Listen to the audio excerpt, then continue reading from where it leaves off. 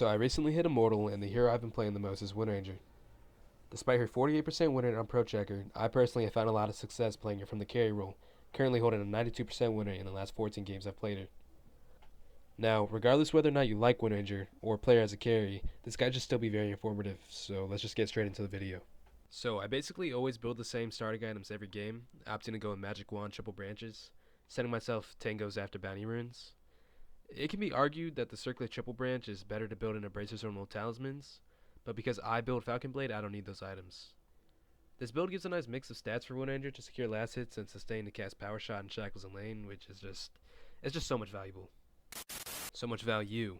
Anyways, starting on the Bounty Runes, or next to Bounty Runes. I choose not to fight for the runes, but I like to remain open and support my teammates with my range and Power Shot from a distance if anything happens. But typically, I'll just, hang around the safe lane Bounty Rune to pick it up if I'm given the opportunity. Now, as for the laning phase, I like to keep a more aggressive approach, abusing Windranger's range to harass enemies, and using Power Shot to secure any contested range creeps. It's important to have a prioritization system defining your values in lane. Pain Dota and one of my personal favorite YouTubers, Krabby, has a great video going in more depth on this concept. But basically the way it goes is you show up to lane with the intention of getting farm. This means that above all, you prioritize last hitting the creeps. And if there's no creeps to last hit, you search for any creeps you can deny. And if there's nothing to deny, then you're free to harass the enemy. This is much easier on Windranger because she has so much range, and the system alone will make your laning MMR double if you aren't already using it. Like, seriously, if you want to lane like Immortal, learn this. By consistently following the last hit prioritization, 9 times out of 10 you'll be able to pick up a kill on the enemy, pushing your net worth far over the enemy offlaners, and securing you your early items. Another thing to keep in mind is the twin gates once you reach level 5 or 6. With the killshot facet, Windranger can snag kills on the enemy safe lane while they're under their tower if they're low enough, and assuming you follow the last hit system, you're going to have a javelin by the time you reach 6, giving you the damage to kill basically anybody on the map with a +1, including the enemy mid laner.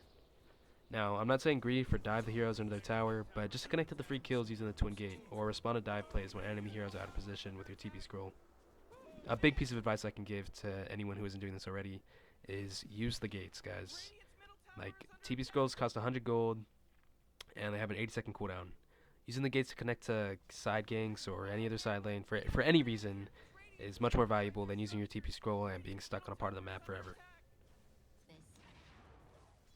For my skill build in lane, I prioritize leveling Power Shot because it's both Windranger's farming and harass tool. Outside of that, however, you can pick up Shackles or Windrun at level 2. Typically, I default to Windrun, but if you have a kill potential, don't be afraid to grab a point in Shackles. It's great outside of the kills, like you can use it to stun the enemy to secure last hits, but don't invest more than 1 point in Shackles. 9 times out of 10, it isn't worth it. Just go 1-4-1-1 and then max Windrun after. For my lane items, I always buy Sage's Mask first item, and as the first component to my Falcon Blade, immediately picking it up after my starting items. After that, I look to buy treads. The build-up depends on your circumstances, but typically I buy gloves first if my lane partner has lockdown and I think I'll be able to abuse the extra attack speed. Otherwise, I'll just grab the boots for the increased mobility, which can help with positioning or lets me secure a kill if I'm chasing someone down. After treads, however, I'll just buy a javelin for the synergy with focus fire, and then finish the Falcon Blade or Maelstrom. If you're going to leave the lane, I would buy the Maelstrom, otherwise buy the Falcon Blade. This item literally solves all of Wind's issues. It provides great damage, a lot of health, and a shit ton of mana regen. Like, literally, it's 2.5 times the Sage's Mask. If you finish the Maelstrom first, finish the Falcon Blade after. Windranger's farming pattern actually isn't different than any other carry. She's going to be able to start pushing the wave and farming the camp at 6 with the Javelin, using the small camp to pull it back onto your tower. Then you can get 2 waves and a hard camp basically every minute. But that's all there really is for laning. Now, while I don't suggest looking for a fight after laning, I do suggest that you remain open to connecting to them. With Maelstrom, Wind single target damage is actually insane. Like, it's crazy. And you can kill heroes no other carry would be able to. Like, you can kill the mid, you can kill most other carries, and using power shots with low cooldown, you can just, like, run in and snipe a support. Because of Windranger's low cooldowns, you shouldn't be hesitant to connect to the fights, and you should help your team if the opportunity presents itself. But also remember that Windranger's a cherry on top to a fight, not the main course. You shouldn't be the center of attention. You should be waiting for your teammates to initiate and strike when the opportunity presents itself. This shouldn't go without saying, But be careful when you're looking for solo kills. Like in this clip, I go for this Ricky, and I wasn't aware Switch Doctor was here, and I ended up just dying 4-0 and throwing away my lead. I still won this game, but it only makes the games harder, so just be aware of that. Initially, I had a really long segment for this, but I think it's just easier if I sum it up real quick. For your facet, you're gonna go kill shot. I thought about going the other one. It's not better. Trust me. Just go kill shot. You'll secure so many more kills. Like, it's not even funny. But for neutrals, however, tier 1, I like the Spark of Courage. If there's no Spark of Courage, I'll build the Ripper's Lash because it's just Spark of Courage but worse. And if there's neither of those, I'll grab Chip Vest. For tier 2, I'll go Brigand's Blade. It's the best damage item in the tier 2 category. And if that isn't there, I'll build the Essence Ring. And if that isn't there, I'll go whatever I think I need in the game. Like, most of the tier 2s have similar effect on Windranger, like at least in this part of the game. So, build whatever you need. For tier 3, it's the most divided for me. I default to Serrated Shiv because it has really nice synergy with your Focus Fire. But if that isn't there, Gunpowder Gauntlet's really nice. It helps you farm, like, it really expedites your farm. It's just very, very big quality of life item there. But if it's not there and Gilguard's there, grab that. To be honest, you can make the argument for Gilguard over Gunpowder Gauntlet in some games. It's really up to you, but it depends. For tier 4s and tier 5s, they're a lot more game dependent, so you're just going to need to look at your game, what you think you need, and atomize accordingly. Now, for the actual enchantments, I prioritize range, like Vast, and Alert. Those are great. Otherwise, attack speed's decent, and everything else is just okay. Like attack speed, damage, they're good. Lifesteal's good. Everything else is just kind of meh, so don't grab those. I forgot to preface this in the video, but everything past tier 3s is up to you. A lot of it's game dependent, and I can't give you a set rule to follow. It's just whatever you need in the moment. Okay, now that that's all out of the way, I can talk about the fun part, which is the item build. So after building Maelstrom Treads, Falcon Blade, you're just going to go straight BKB. Be mindful of the build up though, like don't buy a BKB recipe because you're impatient. Just go the Mithril Hammer, it's better for farming speed. And I would consider Ogre Axe if you're dying, but you shouldn't be. So after BKB, you're just going to go straight into Ags. I like buying the Ogre Axe component first, and you only really have one slot that's a branch. So at this point, just place that and finish Ags. Anyways, after building BKB Ags, I like to build a data list for the damage, and this is where things get questionable. The build's going to split into 5 different items. So, assuming your game goes on after BKB Ags data list, I only really choose from 4 items, or 5 actually. And that is Nullifier, Monkey King Bar, Satanic, Orchid, and Octarine Core. I build Nullifier if I think I need the Dispel because enemies have items like Glimmer or Ghost Scepter, or if they just have dispellable spells like Pugnant Decrepify or Omni's Guardian Angel. But if the enemy team is particularly evasion heavy, whether that's through passives or items like Butterfly or Radiance, I'll opt to build the Monkey King Bar. It secures the damage that you'll probably lack when facing evasion heroes, but this is one of the only times you'll catch me saying build more straight damage on Windranger.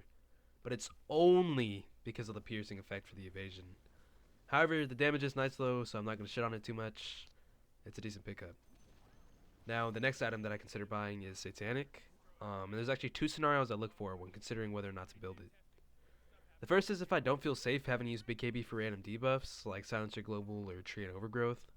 Most of the time, this is like if I'm playing against a Lion and a Silencer, like I don't want to commit my BKB to dispel Global Silence because I need it for the stuns or other things that are going on in the fight. The second scenario is more specific, but it's if I feel like I lack the ability to stay on top of someone with Focus Fire. Mainly because I'm being targeted or taking substantial damage after BKB wears off.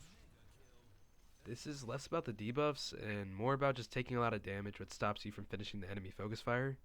This is actually one of the main reasons I decided to make this guide, is because I see too many people finish the Mjolnir on Windranger.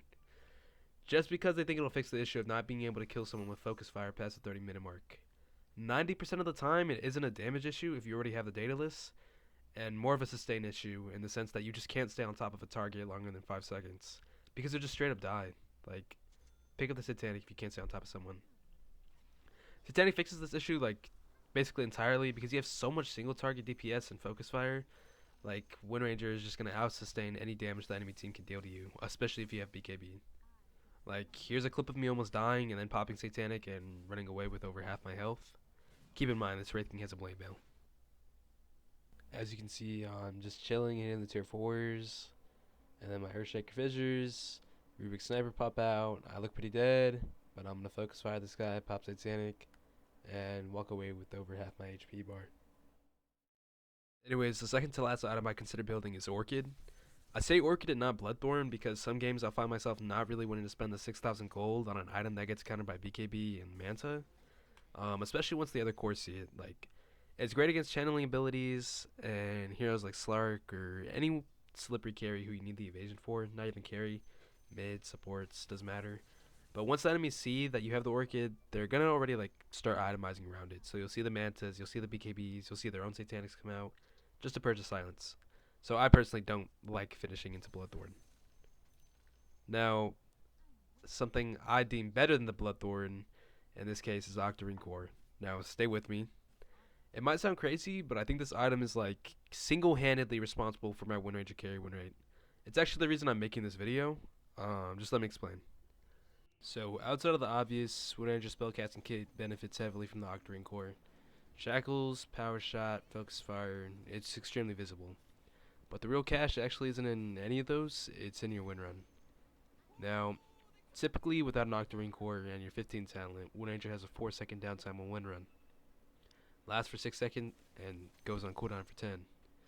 Now with the Octarine Core, it actually drops to 2 seconds, which is only half. Now, to think about how crazy this is, I'm just going to show you an example of what the enemy would see if you're running around with Ags and an Octarine Core.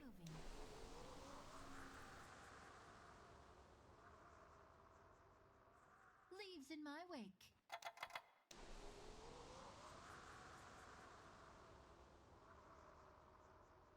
On my way.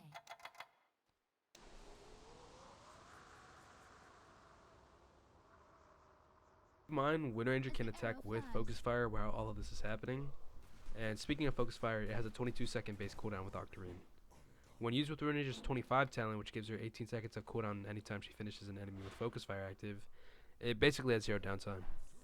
So now you have the ultimate snowball hero in team fights. Windranger runs an invis, slaughters a random support or core just because she has so much damage, and then casts Windrun and Focus Fire basically immediately again. The only way I could explain playing this is like playing Juggernaut with Swift Slash, except it lasts 20 seconds and has no cooldown. Obviously, I'm exaggerating to an extent, but the numbers, like, they really are insane. If there's anything I want you to remember, it's that you're the luxury in the fights. Let your teammates walk in first, tank off the spells, and then you follow up with your Focus Fire and Shackles and just clean up. And you have to repeat that process until the fight's over. The only thing left to really say is talk about the talent tree. Simple answer is left, right, left, left. You're going to grab +4 all stats, -2 second win run cooldown, power shot reduction talent, and then you're going to default to left for the cooldown reduction on Focus Fire when you kill somebody. But if enemies have Nullifier, then it's perfectly fine to grab Undispellable talent. Now, the guide is over, but just some conceptual stuff that I think is important to understand on why I think this hero wins is understanding the dynamic that you're playing into.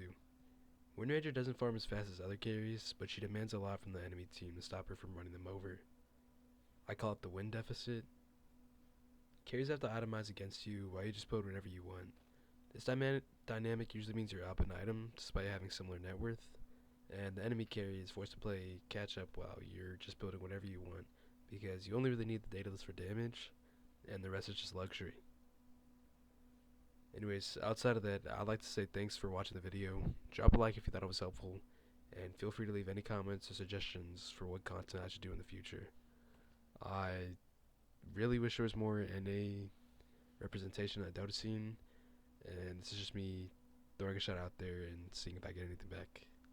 Anyways, good luck on your games. Peace out.